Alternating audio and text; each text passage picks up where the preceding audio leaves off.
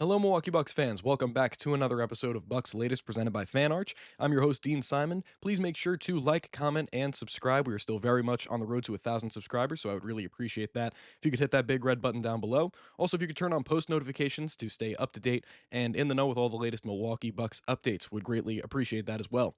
So, first thing on the docket, the Milwaukee Bucks made a very, very interesting and exciting decision by bringing on Amir Coffey as an unrestricted free agent, ex Los Angeles Clippers wing, who I think has been one of the more underrated bench role players for the past year or two, and honestly, one of the most underrated unrestricted free agent options in this summer's class.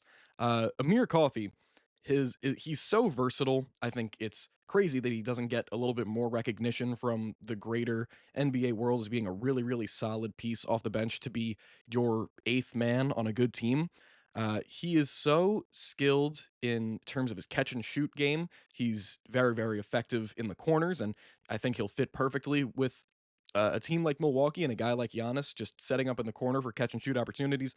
He has a really quick release, but I think the thing that makes him so different compared to, by the way, great size. He's 6'7, 210, but he's very, very athletic and he's an active defender. He just has all these great qualities about him. But on the offensive end specifically, he's a great three-point shooter, but he is so adept at attacking closeouts and getting all the way to the rim and finishing dunks with two hands over multiple defenders. And, he's a very, very skilled offensive player overall. And if that three-point shot isn't there, if he does attack a closeout but can't get all the way to the basket, he has a nice turnaround in the mid-range from about the free throw line. He, again, is just very, very versatile in terms of his jump shot arsenal and his shot making in general. His stats on the year last year for the Clippers looked like 9.7 points, 2.2 rebounds, 1.1 assists, shot 47.1% from the field, 40.9% from three, which is almost a career high. I think he shot 41.1% in like his second or third year. 40.9% from three, 89.1% from the free throw line. That's a career high. Put all that together, results to a 61.4% true shooting percentage. And needless to say, that is well above average. Um, Obviously took a huge stride in terms of his free throw shooting. He's always been a solid three-point shooter, I believe a career 38.4% three-point shooter or somewhere around there. Um, but he was just able to put it all together and have a really great efficient year. He's still not like an advanced stats darling when it comes to defensive rating per 100 possessions and defensive box plus minus, but he did also take steps towards becoming a net positive defender in that realm. I believe it was a career high of about negative zero point 0.4 defensive box plus minus, which isn't the worst thing in the world. There's definitely tons of defensive players, like, guys that have tags as being a high level defender that have worse marks than that. So, um, yeah, I mean, I'm super excited by this because through this whole offseason, I was thinking that other teams in the league would pick him up and have him as their great seventh man or eighth man option, and it would become one of the most underrated signings of the offseason, regardless of where he went, because I just felt like he was just going completely under the radar. But now that the Milwaukee Bucks have picked him up, it, you know, I won't say that it massively changes things because a lot of reports are saying that it may be to a training camp contract and then it would lead to him and Andre Jackson Jr. eventually battling it out for the Bucks third string small forward spot on the roster because I guess they already have the roster filled out and they'll have to make another decision because the full guarantee on Andre Jackson Jr.'s contract won't come until I believe opening night. So they could have a potential competition there for the one of the last spots on the roster. But if Amir Coffey were to make this roster fully going into the season, he would not be the last guy on the roster. He wouldn't be riding the pine for the whole season. He would get maybe, in my opinion, at least 18 to 20 minutes a night. Because he's proven to be a very, very effective and reliable three-point shooter, especially in the corners. And that's, if anything, that's something you could rely on him for. But as I've stated before, can do so many different things out of potential catch and shoot opportunities.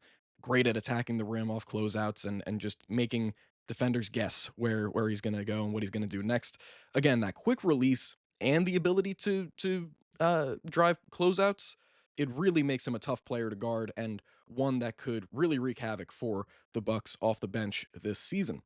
And now with this signing, the Bucks reshaped wing rotation and front and small forward room looks massively improved, but I think it's going to cause a lot of different things and not necessarily problems because this is kind of a good problem to have. But it's going to create a lot of competition, and this is still depending on if Amir Coffey wins the competition before the competition with Andre Jackson Jr. to actually make the roster. He would, preferably he would be competing with guys like Torian Prince and even Kyle Kuzma for a lot of small forward minutes. Because while I do think Torian Prince is going to do a lot of positive things for the team this year, and he's probably going to knock down north of 41 or 42% of his threes again this year, Kyle Kuzma is a mixed bag, and no one really knows what to expect of him, especially after the season that he just had. So Kyle Kuzma, there's no telling whether he's going to be any sort of effective whatsoever this season. Torian Prince is more of a lock, but you still can't rely on him necessarily to be your starter full time. So this wing rotation is going to be talented, surely, but very unpredictable. We'll see maybe Gary Trent Jr. sliding over to, play some minutes at small forward. It's very likely, but it'll probably be an undersized small forward at that. But we know that he can play the position, but it'll be Gary Trent Jr., Torian Prince, Amir Coffey battling it out for minutes as small forwards, and Kyle Kuzma maybe will slot in there at the three, but maybe play more of the four based on Doc's decisions and Kyle Kuzma's play style. So a lot of stuff is still yet to be determined with the Bucks rotation, especially as it keeps changing and changing as we come towards training camp and eventually the opening of the season. But the addition of Amir Coffey changes more than I feel like some people might think. And I'm still very, very happy about it because I would still rather have Amir Coffey than not. Was a great signing. Was maybe one of the Bucks, or if not the Bucks' most underrated signing of this offseason. That's saying a lot with the way that they were able to get Ryan Rollins back on a team friendly but long term deal. They were able to get Cole Anthony in for cheap. Pound for pound or dollar for dollar, let's say, probably the Bucks' most underrated signing of this offseason so far. And really, that's saying a lot. And no, we talked about Gary Trent Jr. for a second, but speaking of him, Fansided Sean Spiza came out with an article basically saying that to begin the season, and maybe this will extend into a further stretch of the season, but Gary Trent Jr. is going to have a lot of motivation. He's going to have a reason to show certain teams what they're missing, and that will come in the Bucks' second game of the season when they visit the Toronto Raptors. And of course, the NBA schedule just dropped. We have the full schedules for all 30 teams now, I believe. So the people that have been doing deep diving into the schedule saw that the Bucks will head to Toronto to play against the Raptors. And as John Spiza mentions, while it's not a marquee matchup, there should be plenty at stake for guard Gary Trent Jr., who spent 3.5 years with the Raptors before joining the Bucks last offseason on a minimum deal. For Trent, the game is a chance to show his old team they erred in letting him walk so easily. And that's something to look at. I mean, obviously it's not going to determine much for the Bucks' complete outlook of the season, but Gary Trent Jr., we know him as a guy that when he was playing for the Toronto Raptors, that he was able to reach highs of 17, 18 points a game and really prove himself as a great on-ball scorer. And of course, we saw more of that through this past postseason when the Bucks heavily relied upon him to carry their offensive load next to Giannis. And he did so successfully, even though the series did not go the Bucks' way at all. So this is another chance for Gary Trent Jr. to show the Toronto Raptors that they let him get away and that the Bucks eventually like knocked it out of the park by signing him to a minimum deal and then having him come back on another, again, team friendly 2-year deal to really show what he can do. And I do feel bad for the Raptors in this situation here because Gary Trent Jr. clearly showed that he was a very, very skilled on-ball creator and, of course, a catch-and-shoot guy who I believe during one of his years with the Raptors, he knocked down he had the league leading percentage for knocking down wide open threes, where it's guys that aren't within 6 feet of you or so. He led the league in wide open 3-point percentage one of those years. So he obviously showed that he was a very, very capable offensive player, but I guess he just didn't fit with the Raptors' timeline. They were looking to get rid of certain pieces to kind of begin their rebuild.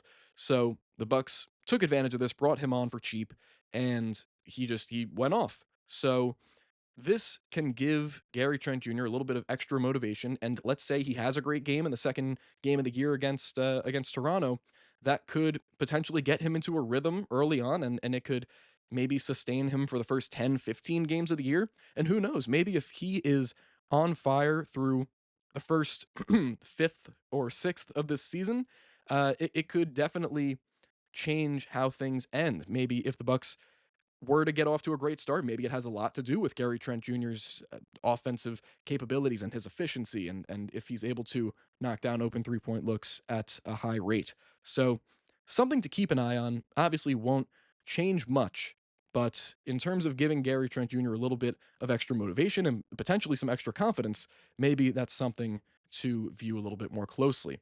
And finally, to cap this off, I wanted to share something that I think is hilarious, but hilarious in the way that it's so impressive because Brew Hoop from SB Nation, Zach Day, he came out with an article that isn't really an article. It plays more like a movie script. He basically wrote the intro to a movie, literally in the form of a movie script, that details the Bucks' decision to waive and stretch Damian Lillard to bring in Miles Turner.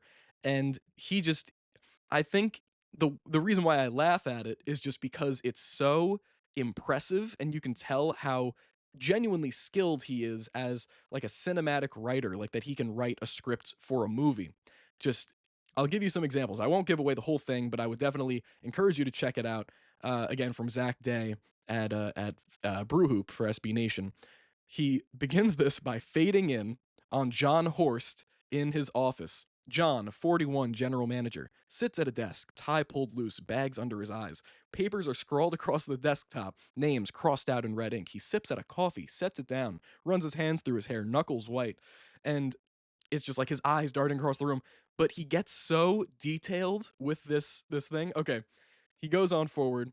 A post from Shams Charania. Just in, the Milwaukee Bucks are waiving Damian Lillard and stretching the remaining 113 million of his contract to sign Miles Turner. And then Bucks HQ office morning.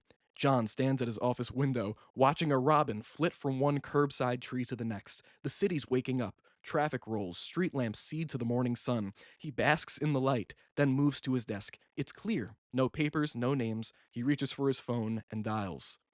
This is incredible. And he that further goes on to kind of detail a situation where it's the Bucks opening night and Kevin Porter Jr. calls for a screen with Miles Turner, and then he steps back into a jumper, and as he's shooting it, cut to black, and then a title card that says uh 2025-26 the rebirth or something. It is just absolutely incredible what he was able to do, and this is the kind of NBA journalism that I want to see, that really taps into these guys' creative sides. And of course, NBA writing, as I do myself, and journalism in its own nature, is a purely creative form of work. But the way that he was able to put this together and really tie things together with just the words that he uses, it was really, really incredible. Just an absolute masterpiece from Zach Day. So I'd really, really encourage checking that out. But anyways, that will be it for me today. Thank you very much for watching another episode of Bucks Latest presented by Fan Arch. Again, I've been Dean Simon. Make sure to like, tell me what you think about these updates in the comments, and hit that big red button and subscribe. Again, still on the road to 1,000 subscribers, so I'd really appreciate it if you did so. All right, guys, I will see you in the next one, and go Bucks.